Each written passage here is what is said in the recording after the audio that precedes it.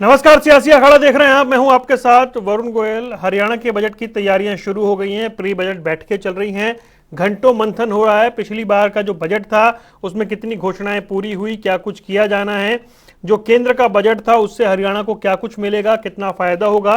जैसे मान लीजिए केंद्र का बजट था, उसमें से ये माना जा रहा है कि 4 नर्सिंग कॉलेज जो हैं वो हरियाणा को मिल सकते हैं, बहुत सारी परियोजनाओं के हजारों करोड़ रुपए मिल सकते हैं। तो हरियाणा का बजट कैसा होगा, और इसलिए क्योंकि केंद्र और हरियाणा लगभग एक जैसा चुनावी माहौल रहता है, 2024 में दोनों के चुनाव होने जा रहे हैं, तो हरियाणा का जो बजट है उसकी रायशुमारी चल रही है। तैयारी कैसी है इसको समझेंगे, एक रिपोर्ट देखिए।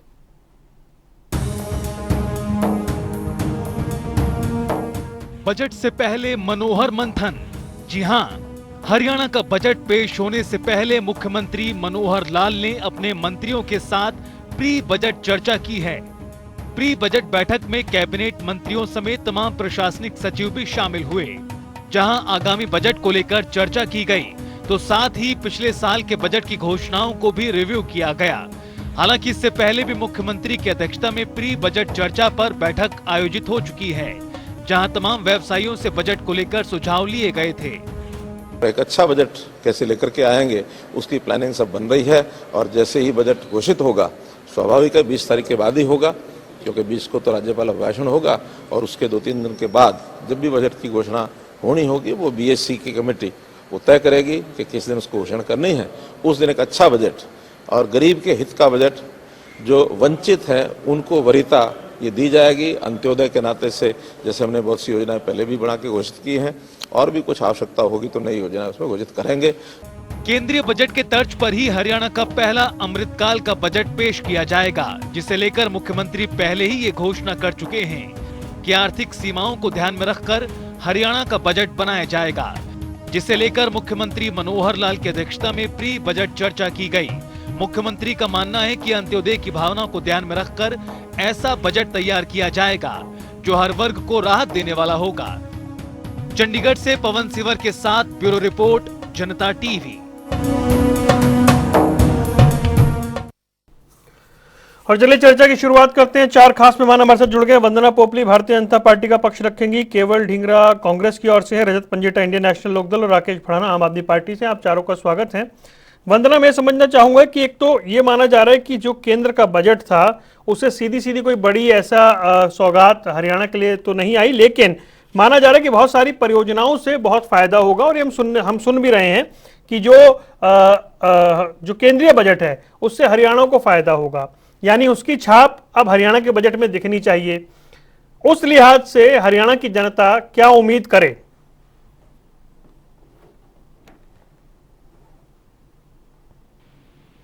वरुण जी बोलिए, आपकी आवाज मिल रही है।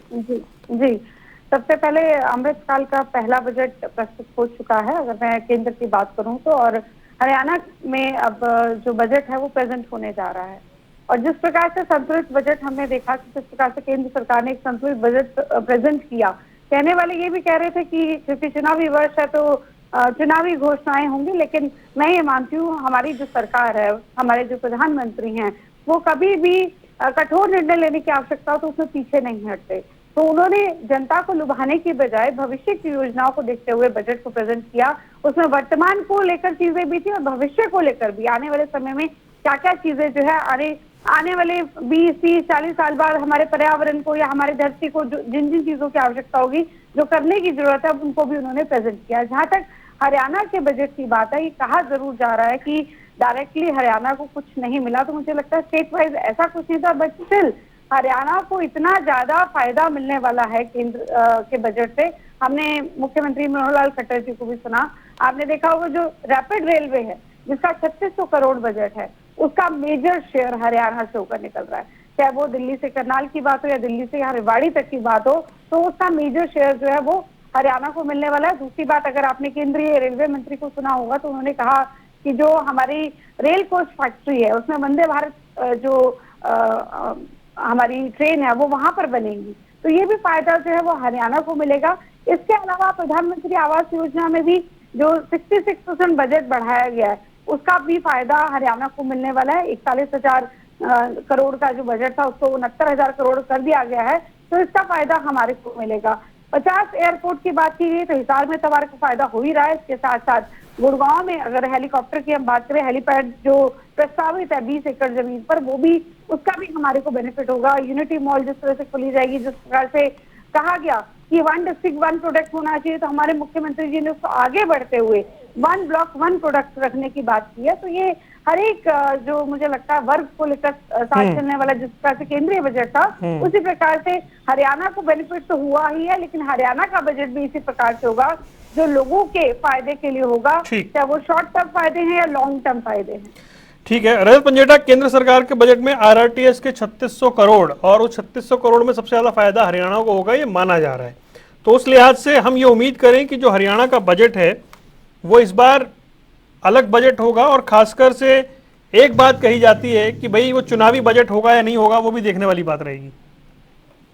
देखिए वरुण जी, क्योंकि यहाँ केंद्र की बात करी तो जो सबसे महत्वपूर्ण बात है जो इन्होंने बताया नहीं, जो फर्टिलाइजर के ऊपर से, खाद के ऊपर से जो सेंटर ने सब्सिडी कम करी है, जिसके परिणाम, अगर सब्सिडी कम करी है तो परिणाम आगे किसानों को ही भुगतने पड़ेंगे।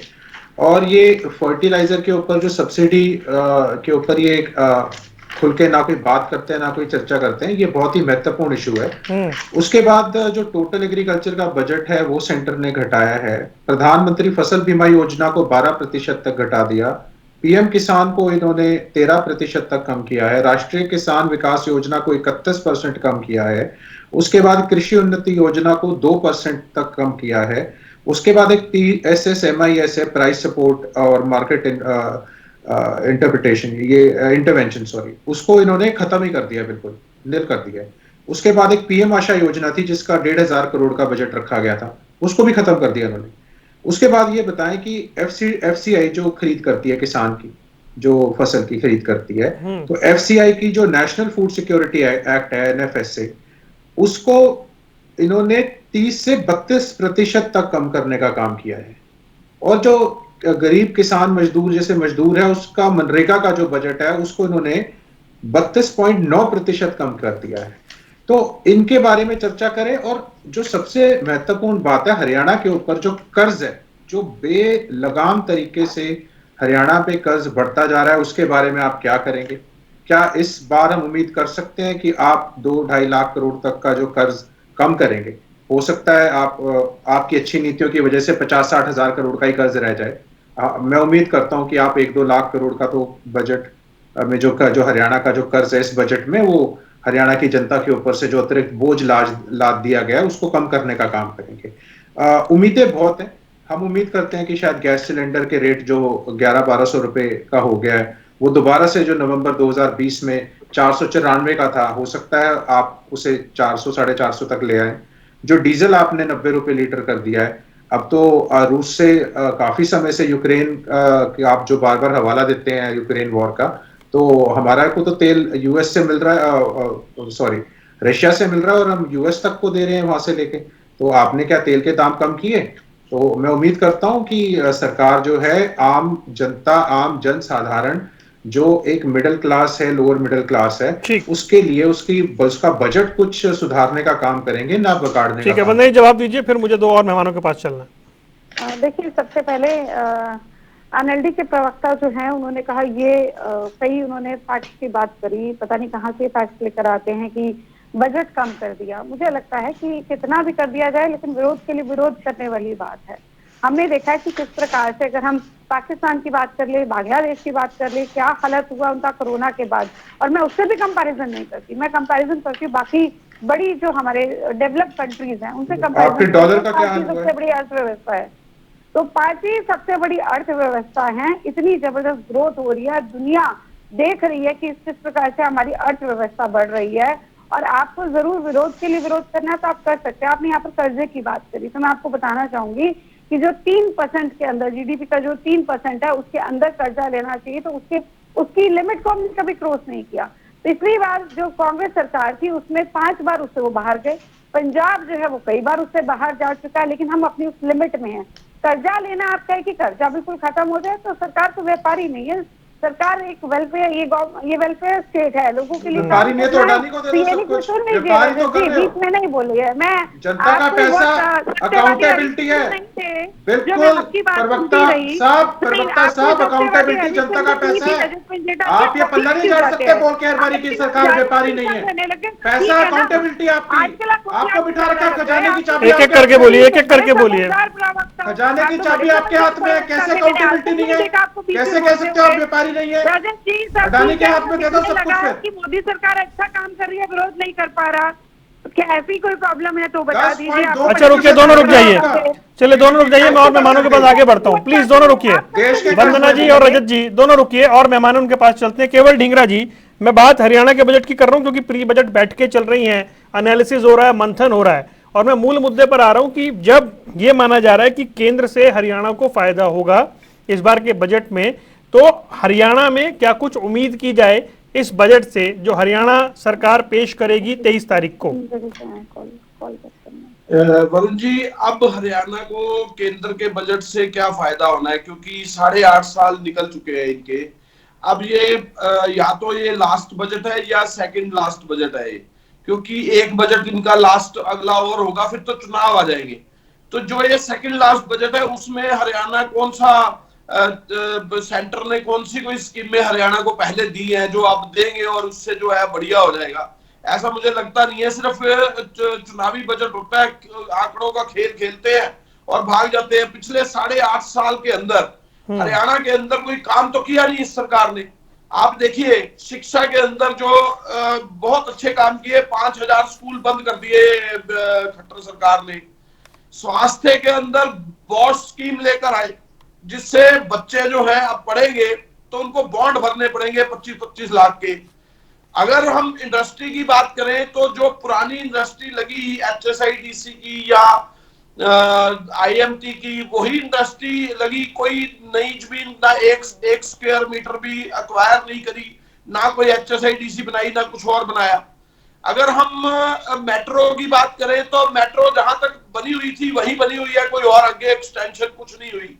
अगर हम बिजली की बात करें तो बिजली के यूनिट जो पहले लगे हुए थे वही लगे, कोई नया यूनिट उन्होंने लगाया नहीं। अगर हम कोई ब्रिजेस सड़कों की बात करें, कोई नई सड़क बनाई नहीं, जो पहले की सड़कें बनी हुई थी या प्रोजेक्ट के अंदर थी वही सड़कें अभी हैं। कोई नई सड़क बनाई हुई, कोई नई सड़क को कोई एक्वायर किया हो, कोई ऐसी चीज लाई हो तो बताएं, कोई ऐसा कुछ नया जो प्रीवियस हुड्डा साहब की सरकार के बाद कोई नई सड़क की परियोजना ये लाए हो। कोई ऐसा मुझे समझ नहीं आया कि ये बजट जो है 8.5 साल के अंदर जितना भी बजट, कितने बजट दिए, उसके अंदर एक चीज जरूर बढ़ी है कि 4 लाख करोड़ का जो है कर्जा जरूर ले लिया है, जो कि 60,000 करोड़ होता था 2014 के अंदर, अब वो 4 लाख करोड़ हो चुका है। तो ये पैसा कहाँ गया ये समझ में नहीं आ रहा। अगर कोई काम किया हो तो समझ में आए। कृषि कानून में आप देखिए, कोई बहुत देर तक ये अलापते रहे कि हम किसानों की आय डबल कर देंगे। उसके बाद मोदी जी ने आके एकदम से कहा कि हम अब तो नहीं कर सकते, लेकिन 2022 में जरूर कर देंगे। 19 में ये बात कही थी, अब 22 भी निकल गया तो 23 आ गया, अभी तक कोई किसानों की आय डबल नहीं हुई है। आज सभी लोग सड़कों के ऊपर हैं। आज देखिए किस तरह से कृषि वाले लोग सड़कों के ऊपर थे, 750 किसान शहादत दे गए। मेडिकल वाले बॉन्ड स्कीम वाले सड़कों पे है, अग्निवीर सड़क पे है। सरपंच अपनी स्कीमों को लेके उनको उनकी सरपंचों का पैसा छीन के सरकारी अधिकारियों को दे दिया, वो सड़कों पर है। एजुकेशन जो टीचर्स है वो सड़कों पर है, आंगनवाड़ी है वो सड़कों पर है। आज हमारे देश प्रदेश के अंदर 37.5% बेरोजगारी दर हो चुकी है। मतलब काम क्या किया, मतलब मुझे समझ में नहीं आ रहा। ठीक है, क्या काम जवाब और क्या करना भाई मैं ठीक है। वंदना पोपली वो कह रहे हैं भाई 2014 के बाद कोई नई बिजली यूनिट नहीं आई, मेट्रो जहां थी वहां की वहां तक रही, कोई नई सड़क परियोजना नहीं आई, तो फिर बजट के मायने क्या है? लगता है कि जिस प्रकार से जनता के लिए काम हो रहा है, हमने देखा कि किस प्रकार से हमने करप्शन फ्री एक प्रशासन दिया है। जनता ने पहली बार इसको फील किया है। पहले ऐसा होता था कि जो भी काम होते थे ये कांग्रेस के नेताओं के इर्द गिर्द हो जाते थे, उन्हीं के घूमते रहो, उन्हीं की जेब में पर्ची डालते रहो, तो इस तरह के काम हुआ करते थे। लेकिन हमने एक ऐसा बजट से क्या संबंध है? जो कि केवल ढींगरा जी, मैं तो आप इतना लंबा बजट से क्या संबंध है? केवल ढींगरा जी आदत खराब है आपकी, प्लीज आप बीच में नहीं बोलिए। इस बात का बजट से क्या संबंध है मैम, ये पूछ रहा हूँ मैं आपसे। आप सुनना नहीं चाहते, आप प्रश्न पूछते हैं, आपको जवाब। मैडम अगर कोई खर्ची पर्ची आप ले रहे हो, आपको इस बात का बजट से क्या संबंध है? आपको जवाब बजट में रिश्वत भी होती है क्या? अच्छा बोलने दीजिए ना एक बार, ठीक है ढींगरा जी, एक बार जवाब तो ले लूं मैं। रिश्वत लेते हुए अरे जवाब में वो भी आता है क्या? ठीक है, एक बार जवाब ले लूं फिर आता हूं आपके पास। मेरे जवाब से डरते हो, मोदी से डरते हो, नहीं मैं पूछ रहा हूँ वरुण जी, आप इनसे पूछे। अरे सर आपने पूछा पहले, उसका जवाब तो ले लूं, मैं अलग से पूछ लूंगा। जो आपने पूछा पहले उसका जवाब ले लूं। ठीक, वंदना उनके सवाल का सीधा जवाब दीजिए। मैं जवाब दे देती हूँ। चाहे नए मेडिकल कॉलेज खोलने की बात हो, नए बस स्टैंड की बात हो, गर्ल्स कॉलेज की बात हो, आयुष्मान योजना हो, दीन दयाल आवास योजना हो, हिसार का हवाई अड्डा हो, 4000 प्ले स्कूल हो, 137 नए संस्कृति मॉडल स्कूल हो, कौशल विद्यालय जो विश्वविद्यालय माफ कीजिएगा, पंचकुला में, पलवल में, सोनीपत में जो 161 एकड़ में रेल कोच रिपेयर फैक्ट्री बन रही है, IIT बन रही है सोनीपत झज्जर में, मेवात के कोटला झील का पुनरुद्धार, मतलब लंबी लिस्ट है। जितना आप चाहे मैं उतना बता सकती हूँ कि इतने समय में हमने जो काम किए। लेकिन क्या है कि आपको विरोध के लिए विरोध करना है। आपको ये समझ आता है कि जो काम हम कभी नहीं कर पाए, हमने सिर्फ दिखावा किया, हमने सिर्फ जिया जी की जेब भरी, और आज जनता को लग रहा है कि एक सुशासन दिखाई दे रहा है। हर चीज के लिए हम पारदर्शिता लेकर आ रहे हैं। आप बोलते हैं पोर्टल की सरकार, बिल्कुल गर्व से हम पोर्टल की सरकार हैं। कम से कम मंत्रियों के धक्के तो नहीं खाने पड़ते, विधायकों से तो नहीं जाना पड़ता, हुड्डा साहब की कोठी पे हाजिरी तो नहीं भरनी पड़ती कि ये काम करा दो वो काम करा दो। घर में मोबाइल लिया, क्लिक किया, बात खत्म, काम हो गया। अब ये वाली जो स्थिति है, सुशासन जनता अब देख रही है। और बजट आप देखेंगे कि अमृतकाल का बजट है। कितनी बड़ी बात है कि अमृतकाल के बजट में आप देखेंगे कि हम 75 साल पूरा करने के बाद हम कितनी बेहतर चीजें लेकर आ रहे हैं, हम कितनी बेहतर चीजें कर रहे हैं। आपकी तरह नहीं जो आप अपनी जेब भर लिया करते थे, जो कांग्रेस नेताओं के घर में आने दो। अभी सब कुछ लोगों के हाथ में अवेलेबल है, वो खुद से जो चाहे सुविधाएं ले सकते हैं। नौकरियों के लिए अब योग्यता जरूरी है। पहले ये होता था कि किसी कांग्रेस नेता की चमचागिरी कर लो, नौकरी मिल जाएगी। अब क्या है, योग्यता है। आप कोचिंग सेंटर पे भीड़ देख लीजिए, कोचिंग सेंटर में भीड़ किस तरह से दिखाई दे रही है। और सबसे बड़ी बात वरुण, मैं कहना चाहूंगी कि जब मैंने कहा कि लॉन्ग टर्म और शॉर्ट टर्म मैं यहाँ पर बात कर रही हूँ, तो लंबे समय तक जो चीजें हमें चाहिए होंगी हम उसके बारे में भी सोच रहे हैं। हम पर्यावरण के बारे में भी सोच रहे हैं। हम सोच रहे हैं कि अगर कहीं पे जो कचरे का निपटान है, चलिए सवालों की उसको आगे बढ़ाएंगे। मैं लौटता हूँ, एक बार राकेश जी को और चर्चा में शामिल कर लूँ, फिर लौटता हूँ मैं। राकेश जी, भाई हरियाणा का बजट आ रहा है और ये माना जा रहा है कि केंद्र की तर्ज पर बजट होगा जैसी बात हो रही है। एक आंकड़ा भी है कि ये जो आयकर की सीमा बढ़ी है तो हरियाणा के 4 लाख लोगों को इससे फायदा हो गया है, वो इस फिगर से बाहर हो गए हैं। कुल मिलाकर के मैं आपसे समझना चाह रहा हूं कि पार्टी के अलावा अगर मान लीजिए एक नागरिक होने के नाते आप क्या उम्मीद करते हैं हरियाणा के बजट से, क्या होना चाहिए?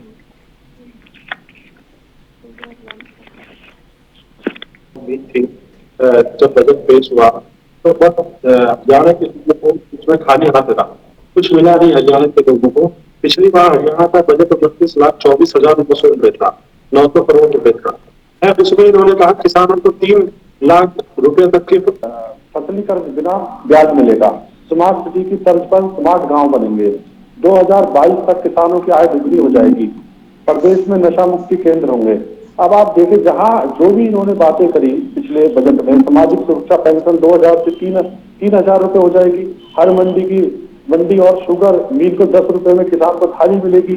मुझे ऐसा लगता है कि भारतीय जनता पार्टी मीठी मीठी बातें करती है और हरियाणा के लोगों से उनको कोई लेना देना नहीं है। मैं भी वंदना जी की बातें सुन रहा था, बहुत अच्छी अच्छी बातें आप करते हो, और धरातल पे अगर बात करें तो आम नागरिक हरियाणा के पहले भी बजट से कोई उम्मीद नहीं थी और आज भी जो बजट होने वाला है उससे भी कोई उम्मीद नहीं है, क्योंकि हमेशा भारतीय जनता पार्टी के लोगों ने जितने भी वादे किए, 500 करोड़ खर्च करके 25 लाख युवाओं को पोषण प्रदान करेंगे, ये कहीं भी नहीं मिला। सभी गाँव को खेल में स्टेडियम, व्यायामशाला का निर्माण करेंगे, वो कहीं नहीं हुआ। और इन्होंने सबसे अच्छी बात इन्होंने कहा कि स्मार्ट सिटी की तर्ज पर स्मार्ट कस्बे बनेंगे। मुझे ऐसा लगता है कि स्मार्ट सिटी नहीं रही, कस्बे तो बहुत दूर की बात है। स्मार्ट सिटी के नाम पे गांव में इतना बुरा हाल है। जो पैसा ये हमेशा जिस पैसे को बजट के रूप में हरियाणा में देते हैं, मुझे ऐसा लगता है कि वो पैसा मुख्यमंत्री या इनके नेता या इनके अफसरों की जेब में चला जाता है। और सबसे अच्छी बात है, इन्होंने कहा था कि गांव के आबादी के ठेके खोलने की अनुमति नहीं देंगे। और आप देखें इन्होंने कितना अच्छा काम कर दिया। और इन्होंने की नई पॉलिसी जो आई है उसमें ठेकों के बाद इन्होंने कहा कि बहुत अच्छी लाइटें लगा दो जो दूर से शराब के ठेके नजर आए। तो मैं वंदना जी से ये पूछना चाहता हूँ कि आप इस प्रदेश को नशा मुक्त करना चाहते हैं या इस प्रदेश को लोगों को एक एक आदमी को नशे में डालना चाहते हैं?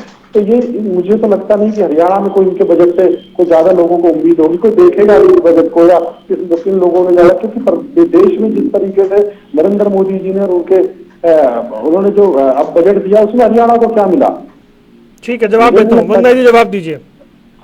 मुझे लगता है राकेश भड़ाना जी को कहीं ना कुछ करिए, कैसे भी करके पंजाब और दिल्ली भेज दीजिए। ये जितने यहाँ पर सुझाव दे रहे हैं वहां पर देने की आवश्यकता है। आपको मालूम है पंजाब में कितना कर्ज है? नहीं, अगर मुझे दिल्ली का मैं आपको बताता हूँ, दिल्ली में 300 यूनिट आप फ्री देते हैं। आप कितनी यूनिट फ्री देते हैं? आपने 8 रुपए को 10 रुपए कर दिया। आप बुढ़ापा पेंशन आपने बात की, आपको पता है गेहूँ हम कितने नहीं। अगर आप दिल्ली की बात करें, दिल्ली की तो आप पूरे देश में जो अरविंद केजरीवाल जी के नेतृत्व में दिल्ली में हो रहा है वो आप पूरे देश में नहीं कर सकते। आपकी जनरल जवाब तो लेने दीजिए राकेश भाई, मैं जवाब ले लूंगा। आपकी जनरल नॉलेज के लिए बता दो, पंजाब में हमने जो वादे किए उनमें से हमने पंजाब में जितने हमने वादे किए हमने पूरे कर दिए। आपने देश में एक भी वादा पूरा नहीं किया। आप सुनिए, आप आज देश के क्या हालात है। ड्राइविंग लाइसेंस 250 रुपए में बनता था,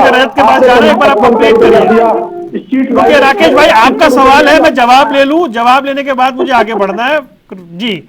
बंदा कंप्लीट करिए। आज तो यह स्थिति हो रही है कि मैं सबकी बात बड़े आराम से सुन रही हूँ और जैसे मेरा नंबर आता है, जैसे सच दिखाना शुरू करती हूँ उनको तकलीफ होनी शुरू हो जाती है। सबसे बड़ी बात ये कहते हैं कि हम कर्जा नहीं लेते, जीडीपी का 53.3% कर्जा इन्होंने ले रखा है। यहाँ पर ये कहते हैं कि ये ठीक नहीं करा, वो ठीक नहीं करा। मुझे इतना बता दीजिए, इन्होंने 25 लाख टीचर्स को दिए जब प्राइजेस दिए थे, 25 लाख रुपए मिलता है। आप हरियाणा की बात करते हो। आज हरियाणा के लोगों को अपना घर चलाना मुश्किल हो रहा है। आप अरविंद केजरीवाल जी की बात, अगर अरविंद केजरीवाल जी की एक नीति पे भी अगर आप बात करें तो शायद इस हरियाणा का भला हो सकता है। देश में 200 देश में आपको पता हरियाणा में 2.5 लाख करोड़ रुपए का कर्जा, 26 लाख करोड़ रुपए का कर्ज हो गया आपकी नीतियों की वजह से। आज 26% लोग बेरोजगार हैं। आपको पता है इस बात के लिए आप यहाँ मीठी कौन सा आंकड़ा दे रहे हैं आप? बात कर रहे हैं। अच्छा रुकिए, आपने मुझे लग रहा है कुछ रकम ज्यादा बड़ी बता दी। मैं एक बार उसको चेक करता हूँ। आप क्या 26 लाख करोड़ बता रहे हैं आप? हाँ, नहीं, ये देखिए, इस फिगर को चेक करिए। रजत, आप कुछ कहना चाह रहे थे? हाँ जी वरुण जी, देखिए ऐसा है कि जब 2019 में देश की जो जीडीपी है, तो 2019 में देश की जीडीपी 3.7% पे गिर गई थी और लगभग 7% कोरोना काल में गिर गई थी। उस समय माइनस में चली गई थी। उस समय सिर्फ कृषि एक क्षेत्र ऐसा था जिसने पॉजिटिव ग्रोथ दी थी। कृषि जो है एक लार्जेस्ट एम्प्लॉयर है हमारे देश के अंदर। पूरे देश की सबसे ज्यादा एम्प्लॉयमेंट जनरेट एक कृषि सेक्टर, एग्रीकल्चर करता है। बहुत ही दुर्भाग्य की बात है, आज उस किसान की जो आय है वो 27 रुपए प्रति दिन की है, जो एक मनरेगा के एक मजदूर से भी कम है। तो उस मजदूर के लिए, उस कृषि क्षेत्र के लिए आप क्या कर रहे हैं? आपने जो आज खेती इतना घाटे का सौदा हो गया है, किसान कर्ज के नीचे डूब गया, जिसकी वजह से जो आने वाली नस्ल है वो अपनी जमीनें बेच के डोंकी के जरिए या किसी और जरिए से विदेश में जा रही है। तो उस खेती को बचाने के लिए, उस कृषि को बचाने के लिए आप अपने अमीर पूंजीपति अडानी जैसों के तो बहुत फेवर्स करते हो। उनका कर्ज भी 10,70,000 करोड़ के आसपास आपने बट्टे खाते में डाल दिया। आप अपने प्रदेश के किसानों के लिए क्या करने जा रहे हैं? आपने सारी की सारी योजनाओं में तो बजट घटा दिया, हर चीज के अंदर जो कृषि से संबंधित थी। जो एमएसपी की थी उसको तो आपने, जो गारंटी करती है एमएसपी, उसको तो आपने हटा ही दिया, जीरो ही कर दिया। 1,500 करोड़ का बजट था उसका भी। एफसीआई फर्टिलाइजर की मैं बात कर ही चुका हूँ। अनएम्प्लॉयमेंट में हरियाणा जो है वो नंबर 1 पे है। आपके पद देखिए आप कितने खाली हैं। आपके 41% वो पोस्टें खाली पड़ी हैं। 1,82,000 पद आपके विभिन्न विभागों में खाली पड़े हैं, उनको आप भरने का काम नहीं करते हैं। आपने मध्यम उद्योग की बात करी। मध्यम उद्योग में आपके मंत्री हैं Bhanu Pratap Singh Verma, minister of state for MSMEs. Rajya Sabha में क्या बोलते हैं? हमारे 10,000 से अधिक एमएसएमईज जो है अभी तक शट डाउन हो चुके हैं। वो सरकार की गलत नीतियों की वजह से बंद हुए हैं। आपका 20,000 करोड़ के आसपास के केसेस डिफॉल्ट में चल रहे हैं। 10 लाख करोड़ का जो कोरोना काल में जवाब लेता हूँ रजत भाई, फिर लिस्ट लंबी हो जाएगी। वो ठीक नहीं चल रही है। जी जी, मैं एक जवाब लेता हूँ फिर आता हूँ आपके पास जी। और आपने अनएम्प्लॉयमेंट की बात कही रजत संजेता जी, मुझे लगता है ये कोई भी व्यक्ति इस चीज को नहीं मान सकता होगा कि हरियाणा में जो 1/3 लोग हैं वो बेरोजगार है। अभी मैंने सुना केजरीवाल जी भी इसी तरह का कुछ प्रश्न पूछ रहे थे, तो उन्होंने भीड़ में पूछा कि कौन कौन बेरोजगार है, तो उसके बाद क्या उनकी हालत हुई। और ऐसे ही इनके कांग्रेस के जो राष्ट्रीय अध्यक्ष हैं उन्होंने भी इसी तरह से पूछा और बाद में ये कहा, जब हरियाणा में आए और पूछा कि कौन कौन लोग बेरोजगार है, जब हाथ ऊपर नहीं उठे तो बोले आप तो लड़ाकू लोग हो, लड़कर रोजगार ले लेते हो। तो ये स्टेटमेंट जो कहीं ना कहीं क्रॉस हो जाती है बार बार, जो ये प्रवक्ता लोग कहते हैं या इनके जो लीडर लोग कहते हैं, तो ये कितना ही झूठ फैला ले, लेकिन इस चीज को हम सभी समझते हैं कि 1/3 लोग अगर आप समझते हैं बेरोजगार, तो ये जो CMI की जो रिपोर्ट है, जो आपके महेश व्यास और शाह इनके पॉलिटिकल मित्र है वो ही बनाते हैं। और एक बड़ी बात, मैंने पहले भी इस बात का जिक्र किया था वरुण, कि जुलाई और अगस्त के अगर आप आंकड़े उठा के देख ले तो जुलाई और अगस्त के आंकड़ों के हिसाब से तकरीबन एक महीने के अंदर 20 लाख लोगों को रोजगार मिला और अगले महीने 19-20 लाख लोगों का रोजगार हट गया। तो ये तो इनकी CMI की रिपोर्ट है, ये इसी प्रकार से बात करते रहते हैं। गुजरात में, राकेश मौलाना जी गुजरात उत्तर प्रदेश में बोलने लग गए थे, लेकिन जिस प्रकार से आपके जो मंत्री हैं या आपके केजरीवाल जी हैं या बाकी जो लोग हैं जिन पे जो आरोप लगते रहते हैं, तो उसके बाद मुझे लगता है कि आपको सोचना जरूर चाहिए। सबसे बड़ी बात है, आप तो हरियाणा में बैठे हैं, आप कम से कम SYL पर तो एक बैठकर किसी से तो बोल दीजिए। SYL पे खूब चर्चा की है मैंने वंदना, आज जरा बजट पे रहने दीजिए ना। ये नहीं बोलेंगे, ये सब तरह की उल्टी सीधी बातें बोलेंगे, दिल्ली को याद करेंगे, पंजाब को याद करेंगे, ये मोहल्ला क्लिनिक जहाँ पर अभी जानवर घूमते हैं उनकी बात करेंगे, लेकिन SYL पर हरियाणा में बैठकर हरियाणा के प्रवक्ता होकर, हरियाणा आम आदमी पार्टी के प्रवक्ता होकर हरियाणा के बारे में नहीं बोलेंगे, शोर जितना मर्जी मचवा दें। चलिए केवल ढींगरा जी, मैं आपसे जानना चाह रहा हूँ कि ये तो आप कह रहे हैं कि आप बहुत उम्मीद नहीं कर रहे हैं बजट से। राकेश भाई आता हूँ आपके पास, मैं सबको मौका दूंगा। केवल ढींगरा जी, मैं जानना चाह रहा हूँ कि आप कह रहे हैं बजट से बहुत उम्मीद नहीं है, पर आप मुख्य विपक्षी दल हैं, सुझाव क्या देंगे सरकार को, बजट में क्या कुछ किया जाए जो बहुत जरूरी है?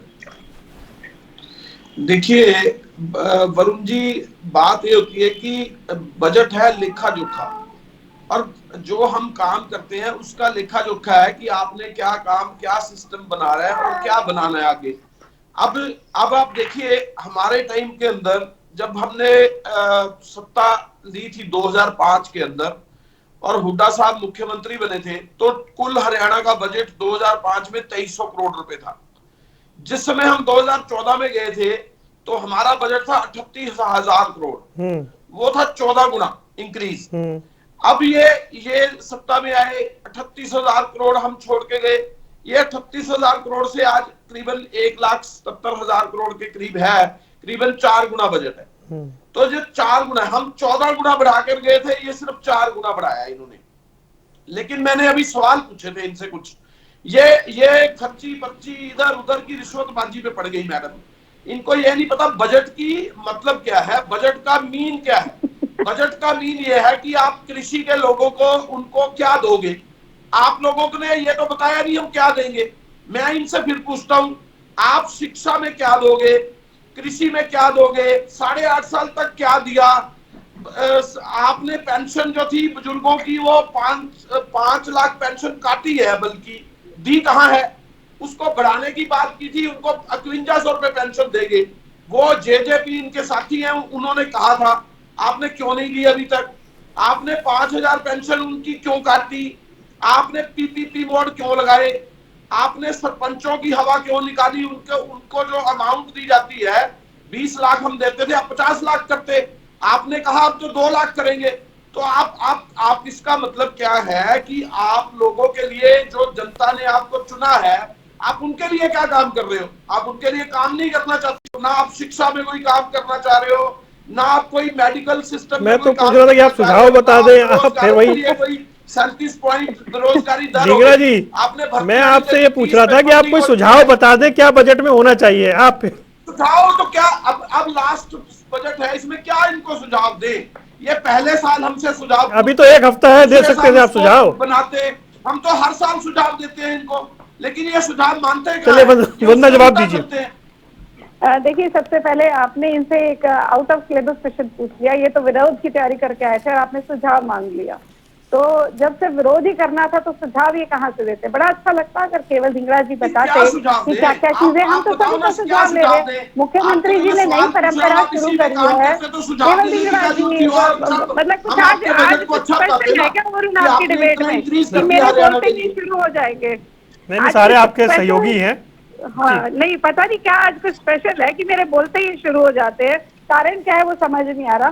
तो मुख्यमंत्री जी ने नई परंपरा शुरू करी, सभी स्टेक होल्डर, सभी से उन्होंने सुझाव लेने शुरू किए। लेकिन यहाँ पर सुझाव देने से तो बहुत अच्छी बात है, लेकिन सुझाव की बजाय उन्होंने बाकी सब उन्होंने बातें कही। उन्होंने कहा कि पेंशन कार्ड दिए, तो मुझे लगता है पेंशन तो हमने बढ़ाने का काम किया।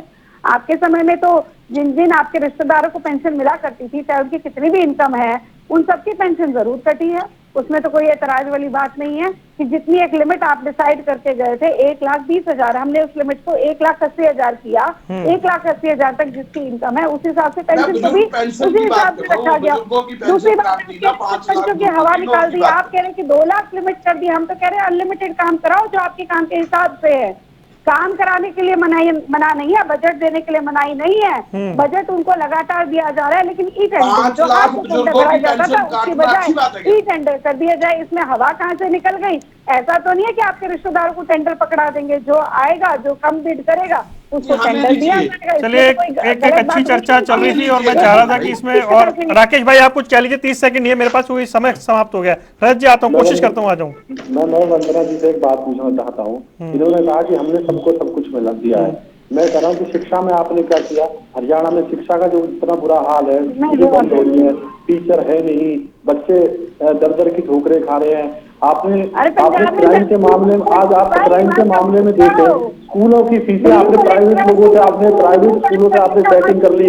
प्राइवेट स्कूलों की 10-10 हजार रुपए आपने बच्चों की फीस करा दी है। आप शिक्षा के लिए कुछ करते नहीं है। आप, मैं क्राइम से आपसे एक बात करना चाहता हूँ। ऐसे उलझेंगे तो फिर दिक्कत हो जाएगी। भाई माफी चाहता हूँ, समय मेरे पास इतना ही था, लेकिन चर्चा को आगे बढ़ाते रहेंगे। सियासी अखाड़ा देख रहे थे आप। आपसे मेहमानों का जुड़ने के लिए बहुत बहुत शुक्रिया। यहाँ रुकने कुछ देर के लिए। खबरों का सिलसिला लगातार जारी है।